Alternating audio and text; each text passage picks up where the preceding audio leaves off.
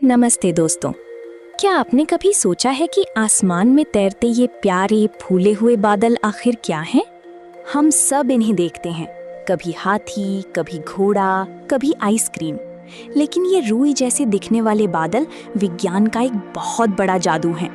देखो, ये बादल तो हाथी जैसा लग रहा है। अरे वाह, क्या हम सच में बादलों के अंदर जा सकते हैं? चलो, आज बादलों के पीछे छिपा विज्ञान का रहस्य खोजते हैं।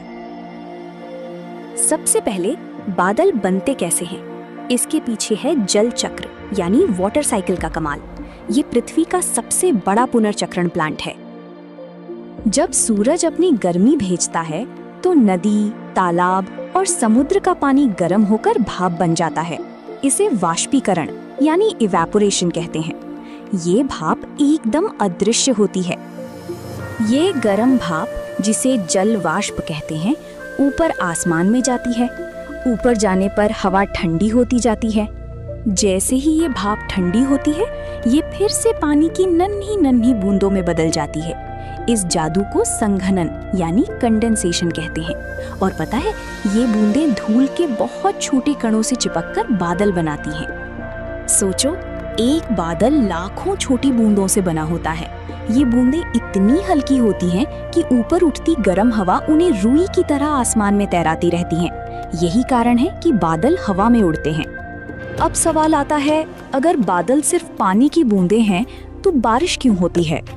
जब ये छोटी बूंदें मिलकर इतनी भारी हो जाती हैं कि हवा उन्हें और नहीं उठा पाती, तब वे आसमान से टप टप गिरती हैं। और यही हमारी प्यारी बारिश है।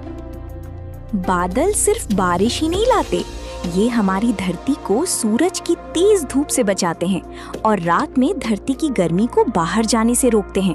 ये हमारे ग्रह के लिए एक प्राकृतिक छाता है।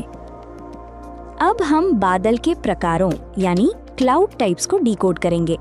क्या आपने कभी सोचा है कि कुछ बादल सफेद और कुछ काले क्यों होते हैं? जब बादल पतले होते हैं तो सूरज की रोशनी उनसे पार हो जाती है, इसलिए वे सफेद दिखते हैं।